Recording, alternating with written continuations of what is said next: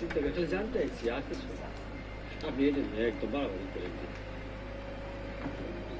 যেবার দেখছেন মানে তুই নাকি গতকালকে মতি মিয়ার বাড়িতে গেছিলি? মতি মিয়ার মাইয়ার নাকি ছাগল হারায় গেছে।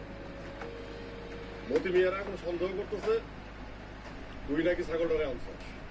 কই না তো আব্বা, আমি তো যাই নাই ওনার বাসায়। ও জান, কালকে রাতের বেলায় মানু মিয়ার পোলা তুমি আমাকে বাড়ির সামনে খাড়া আসছিলে না? ও আচ্ছা, ওই যে আব্বা আমার মোটর সাইকেলটা একটু বন্ধ হয়ে গেছিল তো, এই কারণে একটু বাসার সামনে দাঁড়াইছিলাম। কিন্তু আমি কোনো ছাগল টাগল দেখিনি। শুনলাম মতি মিয়া আমার পোড়ায় কি কইল? জি শুনলাম তো। মতি মিয়া এরপর থেকে কোনো কথা কওয়ার আগে চিন্তা ভাবনা করে রাখো। আজকে আমি তোমার চাইলাম অবশ্য কি চেয়ারম্যান সাহেব, আমার মা মরা মায়ের শখের ছাগলটা ছিল।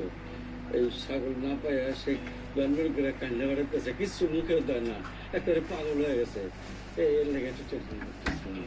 মতি মিয়া, তোমার মায়ের পাগল হয়ে যাক আর মরে যাক, এটা তো আমাকে দেখার বিষয় না, তাই না? আপনি যদি আমাকে শোয়েবেন না, উল্টা পাল্টা কোনো কথা কো, আমাকে তো খবর আছে। না না বাজান, আমি কারো কিছু করে দিই। চেয়ারম্যান সাহেব আমি যাইতেছি, আপনি রাগ করেন না। আসি, আসসালামু আলাইকুম। সুলতান, পশ্চিম পাড়ের জমিটা দেখে আসি চল।